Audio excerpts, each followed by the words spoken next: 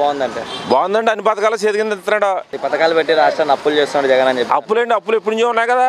చంద్రబాబు నాయుడు అయినప్పుడు అప్పులు లేవా? అంటే మా హయాంలో ఇన్ని అప్పులు లేవంటున్నారు. అప్పుడు రేట్లు ఎక్కువ. అప్పుడు బస్సు ఛార్జీ 10 రూపాయలు, ఇవాళ 40 రూపాయలు. అలాగే ఛార్జీలు పెరుగుతాయి, అప్పులు పెరుగుతాయి.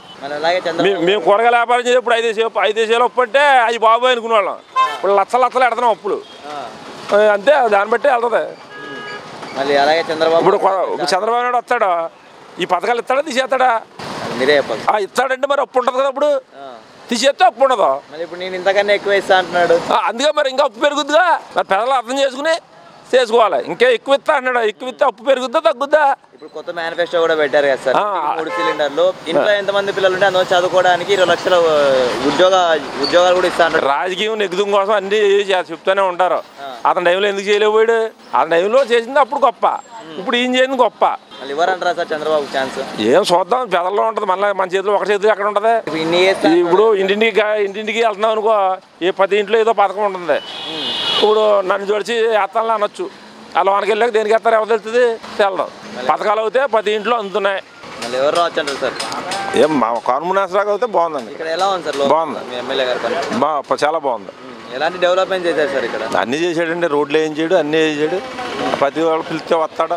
ప్రజల సమస్యలు తెలుసుకోవడం, అన్ని ప్రజల సమస్యలు అన్నీ తెలుసుకుంటున్నారు. ఇంటింటికి మేము తిరుగుతాం గడపగానే. గడపడితే 10 ఇంట్లో 1, 2, 3 పథకాలు 10 ఇంట్లో ఉన్నాయి. మళ్ళీ ఒకవేళ ప్రజలకు సమస్యలు ఉన్నాయని చెప్పి ఇంటి దగ్గరికి వెళ్తుంటే ఎలా స్పందిస్తున్నారు? అందరూ బాగానే వెళ్తున్నారు. ఇప్పుడు నేను చెప్పినయే. గతంలో రాధాకృష్ణ ఉన్నప్పుడు ఎలా ఉంది? అప్పుడు బాగానే ఉందండి. అప్పుడు బాగానే ఉంది.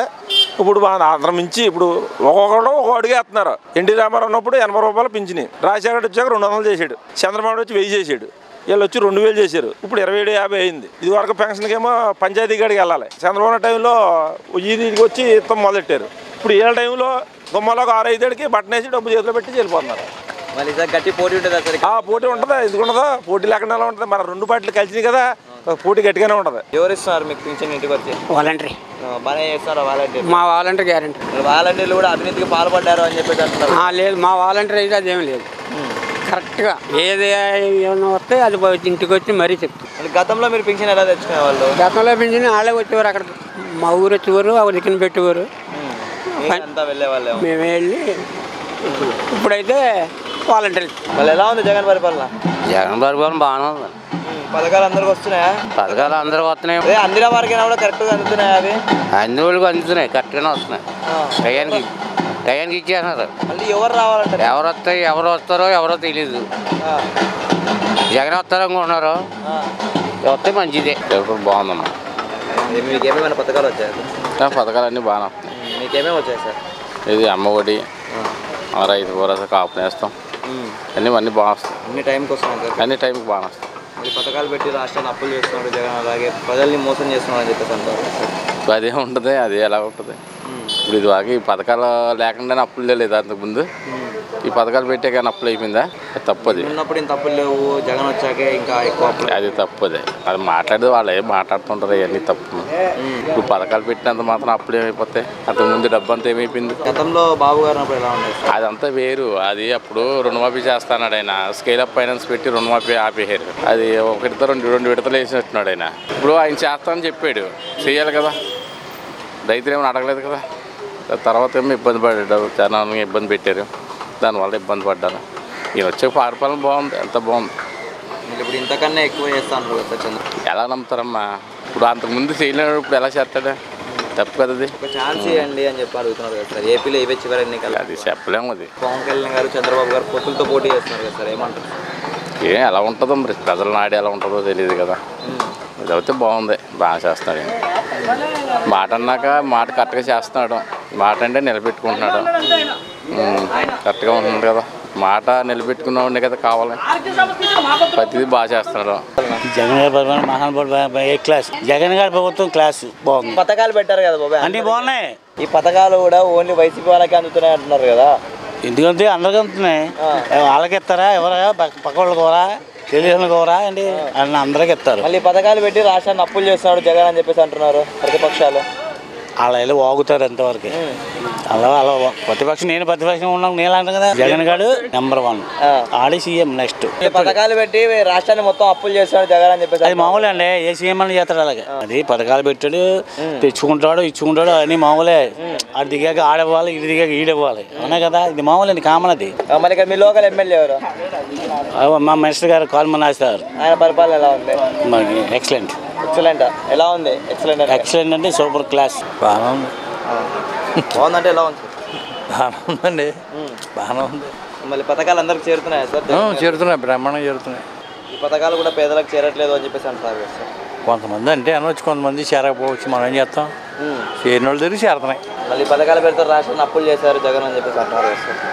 అని కూడా అంటూ ఉంటారు మరి. అలా మీ లోకల్ ఎమ్మెల్యే ఎవరు సార్? లోకల్ ఎమ్మెల్యే ఆర్మీలు రాధాకృష్ణ ఇది వరకు, ఇప్పుడు కార్పొరేట్ రాజేశ్వరరావు. ఆయన పరిపాలన ఎలా ఉంది సార్? బాగానే ఉంది. ఇప్పుడు జగన్ వచ్చాడు, బాగానే ఉంది పరిస్థితి. మళ్ళీ ఒక ఇస్తారా సార్? ఈసారి గెలిపించుకుంటారా సార్ ఇక్కడ మళ్ళీ లోకల్గా? గెలిపించుకోవచ్చు. బాగానే ఉంది. మీకు ఏమేమి వస్తున్నాయి అన్న పథకాలు? అన్నీ వస్తున్నాయి. ఏమేమి వచ్చాయి? మూడు అన్నీ వచ్చినాయి. టైంకి ఇస్తారా? ఎవరు తెచ్చిస్తున్నారు? వాలంటీర్లు. వాలంటీర్లు తెచ్చిస్తున్నారు. మళ్ళీ వాలంటీర్లు ఎలా పనిచేస్తున్నారు అన్న? వాలంటీర్లు బాగానే పనిచేస్తున్నాయి. పరిపాలన బాగుంది. వాలంటీర్లు కూడా అవినీతికి పాల్పడ్డారు అని చెప్పేసి అంటున్నారు కదా. మాకేసేది లేదు, మరి మాకేసి బాగానే ఉంది. మీకైతే బాగానే ఉందంటారు. మళ్ళీ ఇప్పుడు పథకాలు పెట్టి రాష్ట్రాన్ని అప్పులు చేస్తున్నాడు జగన్ అని చెప్పేసి అంటున్నారు కదా. అన్ని మావాళ్ళం కదా. మళ్ళీ చంద్రబాబు గారు కూడా ఒక ఛాన్స్ అడుగుతున్నారు, ఇస్తారా బాబాయ్? ఏమో చూద్దాం అప్పుడు కలిసి. మీరు చెప్పండి, ఇస్తారా ఇరా మీరు? మేము మళ్ళీ జగన్ గారే రావాలంట. అమ్మ పథకం పెడుతున్నారు, కులాలకేమో చేతి ఉద్యోగం 10,000 రూపాయలు వేస్తున్నాడు. ఆయన బాగానే చేస్తున్నాడు. మళ్ళీ సీఎం ఆయన రావాలని మేము కోరుకుంటున్నామండి. అది ఇంకా అంతకంటే మేము ఏం చెప్పలేము బాబు. పథకాలు పెట్టి అప్పులు చేస్తున్నాడు జగన్ అని చెప్పేసి ఉందండి. మరి అప్పులు, మన రాష్ట్రం అప్పుల్లోనే ఉంది. మరి మన ఎవరికి ఇవ్వకపోతే వాళ్ళకే కోపమే, ఎవరికి ఇవ్వకపోతే వాళ్ళకే కోపమే. ఏదో చంద్రబాబు నాయుడు అప్పుడు ఇవ్వలేదు, ఇప్పుడు ఈయన ఇస్తున్నాడు. ఆయన వల్ల ఏమీ లేదు. ఇంకా చంద్రబాబుకి ఒక ఛాన్స్ ఇస్తారా ఈసారి అడుగుతుండో? ఎవరండి ఎవరు ఇంకా 14 పాటించాను. మీరు ఏ లైన్ అయినా అండి, వైఎస్ఆర్ లైన్ అయినా, టీడీపీ లైన్ అయినా జగన్ పరిపాలన బాగా, కానీ కడతాడండి, టైం ఉందండి. అందుకంటే ఇంకా ఉన్న అప్పుల్లో మిగిలిపోతాం కదా బాబా, ఇంకా అప్పుల్లో మిగిలిపోతాం కదా. ఇప్పటికే అప్పుల్లో ఉన్నాం. మనం కూర్చుంటే నీడలేదు, వంగుంటా చోట్లేదు, ఎక్కడా లేదు. అవి ఎప్పుడు కడతాడు. ఇంటికి 3 సిలిండర్లు, పిల్లలు చదువుకోవడానికి ఎంతమంది ఉంటే అంతమంది డబ్బులు ఇస్తా అంటాడు కదా చంద్రబాబు. ఎవరు ఎవరండి, ఎవరు అలాగే అంటారండి. ఇవే ఇస్తానికి కష్టం అండి. యువతకి కూడా 20 లక్షల ఉద్యోగాలు ఇస్తా అంటాడు వచ్చాక. ఎవరండి అవి ఇస్తారండి, ఇంకేం ఇవ్వరండి.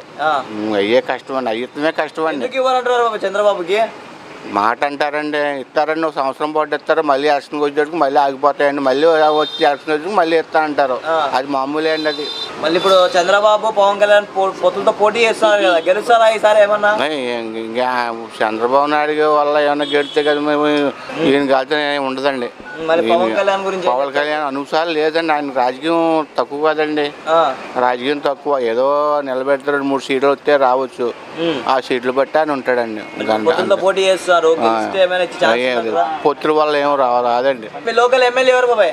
కార్మూర్ నాగేశ్వరరావు అండి. ఆయన చాలా బాగా చేస్తున్నాడండి. మా మినిస్టర్ గారు అయ్యారు, చాలా బాగా చేస్తున్నాడు. ఆయన బియ్యం గట్ట బాగా చూపిస్తున్నాడు, అన్ని విధాలుగా బాగా చూస్తున్నాడండి. మా కంపెనీ వాటికి డబ్బులు కూడా ఇప్పించారండి. మాకు రోడ్లు కూడా అక్కడక్కడ చిన్న చిన్న రోడ్లు ఉంటే చిన్న రోడ్లు కూడా వేసారండి. చాలా బాగా చేశారండి. చిన్న రోడ్లు కూడా బాగా చేశారు. ఆయన పరిపాలన బాగానే ఉంది. మళ్ళీ మేము లోకల్గా మా కార్మూర్ నాగేశ్వరరావు రావాలండి. జగన్ అన్న పరిపాలన అంటే చాలా అద్భుతంగా ఉంది. ఆయన పెట్టిన ఎన్నో పథకాలు కూడా మాకు చాలా బాగా నచ్చినాయి. ఎంత పరిపాలన, ఏ నాయకుడు వచ్చిన రాష్ట్ర రాజకీయంలో లేని గెలుపు తెచ్చుకుని మా అన్న జగన్ అన్న మాకు చాలా మేలు చేస్తున్నాడు. నేను ఏ ప్రభుత్వంలో కూడా నేను ₹1 ఆశించలేదు. నా జగనన్న ప్రభుత్వంలో నా పిల్లలకి నాకు చాలా మంచి జరిగింది. ఎందుకంటే నేను ఏ ప్రభుత్వ తెలుగుదేశం పార్టీలో కానీ ఏ పార్టీ వచ్చినా కూడా ఒక పార్టీ తరపున ఒక ఫండ్ కానీ ₹1 కానీ హాస్పిటల్ బిల్లు కానీ దేనికోసం అలా జగనన్న సీఎం రిలీఫ్ ఫండ్ అని, అమ్మఒడని, ఇంకా చాలా రైతు భరోసా కేంద్రాలని, ఇంటింటికి పిల్లలకి వారానికి ఒకసారి 2 వారాలకు ఒకసారి హాస్పిటల్ క్యాంప్ వస్తుంది. అలాగే బాలింతరాలకు కానీ లేడీస్ కానీ చాలా మంచి ఉపయోగాలు పెట్టినందుకు